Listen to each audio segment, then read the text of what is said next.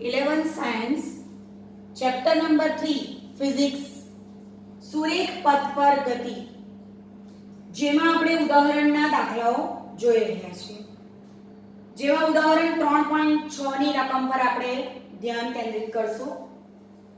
ઉદાહરણ 3.6 ગેલિલિયોનો એકી અંકનો નિયમ.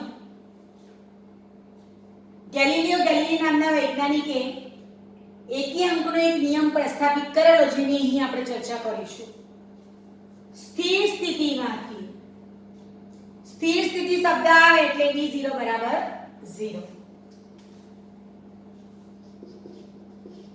કારણ કે સ્થિર સ્થિતિ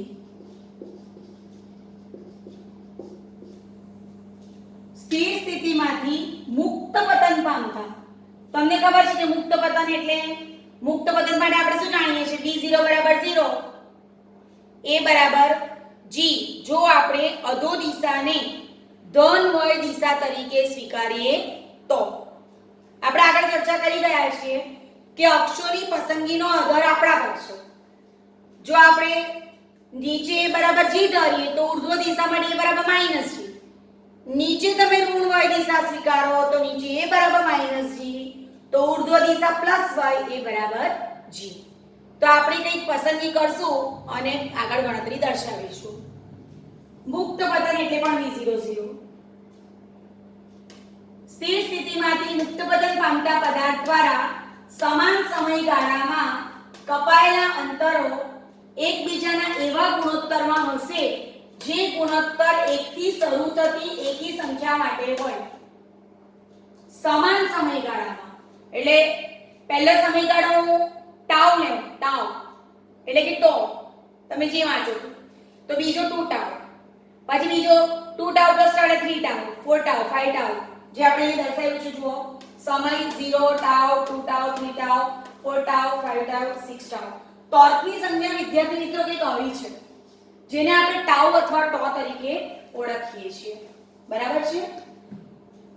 હવે શું કહે છે કે સમાન સમયગાળામાં કપાયેલા અંતરો એકબીજાના એવા ગુણોત્તરમાં હશે કે જે ગુણોત્તર 1 થી શરૂ થતી એકી સંખ્યા માટે હોય.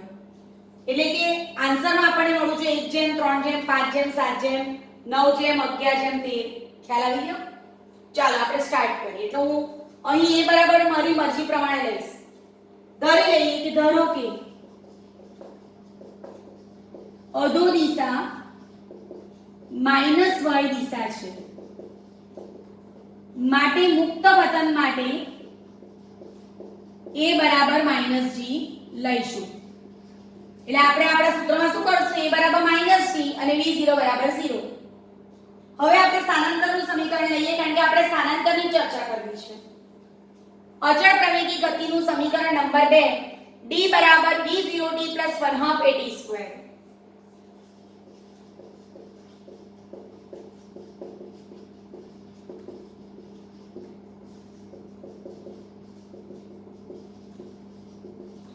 હવે એમાં કિંમત મૂકી દઈએ v0 0 એટલે આ પદ ગયું. a બરાબર -g એટલે -1/2 gt². ખ્યાલ આવી ગયો? ચાલો હવે પહેલા હું અહીંયા t ની જગ્યાએ 0 મૂકીશ. આ આપણું મેઈન સમીકરણ આવી ગયું વિદ્યાર્થી મિત્રો. આ સમીકરણમાં કિંમત મૂકતા જઈશું ને આપણે જે કોટો બનાવેલો છે સમય, પછી સ્થાનાંતર, પછી y0 બરાબર -1/2 g τ², y ના સંદર્ભે અલગ અલગ કિંમતો, પછી ક્રમિક સમયગાળો, ક્રમિક એટલે બીજું પહેલું, ત્રીજું બીજું, ચોથું ત્રીજું એ રીતનું, અને પછી એનો ગુણોત્તર. બરાબર? તો ચાલો આપણે આમાં પહેલા મૂકીશું t બરાબર 0. t બરાબર 0 મૂકશું એટલે d પણ 0 જ મળવાનો એટલે સ્થાનાંતર 0 જ મળવાનો. અહીંયા હું y લખી દઉં છું.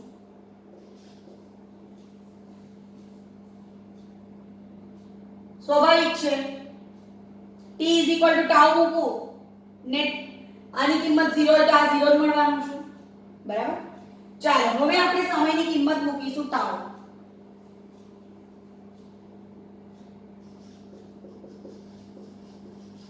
-1/2 g τ² આ આપણું કિંમત સૂત્ર આવી ગયું જેને આપણે આપણા કોઠામાં આગળ ભરીશું. અહીંયા આ ટાઉ છે ને એ t ની વેલ્યુ છે જેને મેં આની જગ્યાએ મૂકી છે t ટાઉ તો y1 લખું છું અહીંયા y1 -1/2 g tau સ્ક્વેર એને અહીંયા મૂકીશ ટાઉ બરાબર છે પણ -1/2 g tau સ્ક્વેર શું છે આ જે દેખાય છે ને શરૂઆતની બાબત છે ટાઉ સમયની તો -1/2 g tau સ્ક્વેર શું છે તો y0 છે એટલે અહીંયા હું લખીશ y0 બરાબર છે d બરાબર v0 d + 1/2 t સ્ક્વેર માં d v0 બરાબર 0 અને a બરાબર -g મૂકીએ તો y0 બરાબર -1/2 g tau સ્ક્વેર પછી સમીકરણમાં d ની જગ્યાએ ટાઉ મૂક્યું અહીંયા જોઈ લેવાનું આ y0 છે એટલે મેં y0 મૂક્યું હવે ક્રમિક સમયગાળામાં કપાયેલા અંતર ક્રમિક સમયગાળામાં કપાયેલા અંતર એટલે કે અમે હમણાં જ તમને કીધું આ ક્રમિક કહેવાય y0 - 0 એટલે y0 બરાબર ચાલો હવે આ કરીએ શું કરીશું t ની જગ્યાએ 2 ટાઉ મૂકવાનું અહીંયા મૂકું છું આ અચળ આવ્યું ને 2 ટાઉ સ્ક્વેર એટલે 4 ટાઉ સ્ક્વેર એટલે 4 ને હું આગળ લઈ લઉં છું 4 ને આગળ લીધું તો શું થયું 4 * -1/2 g tau સ્ક્વેર એને હું અહીંયા મૂકીશ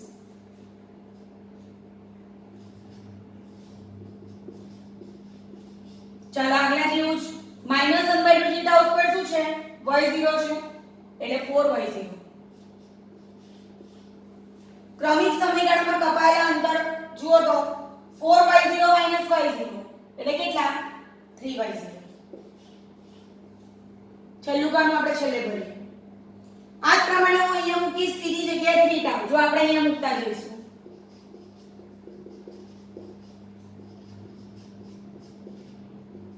ત્રણ તારી 9 3 નો વર્ગ એટલે 9 ને વાર લઈ લઈશું અહીંયા 9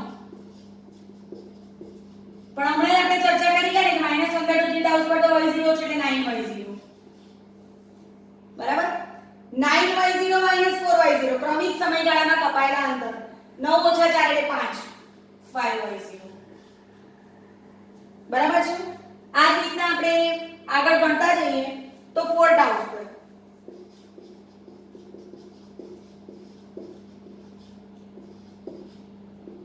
એટલે શું બહાર આવશે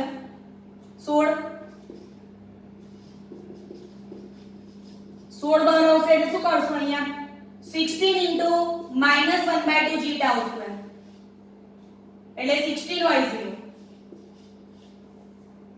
હવે 16y0 - 9y0 ક્રમિક સમયગાળા છે 16 માંથી 9 જાય તો 9 ને 7 16 એટલે 7y0 ચાલો એક પ્રમાણે 5 ટાઉ મૂકીએ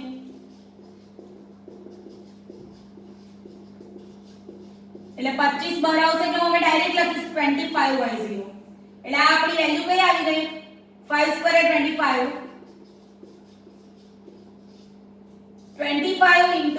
-1/2 g tau સ્ક્વેર એટલે આ થઈ ગયું 25y0 16 ને 9 25 એટલે 25 માંથી 16 જાય તો 9 9y0 અને હવે 6 ટાઉ મૂકી જોઈએ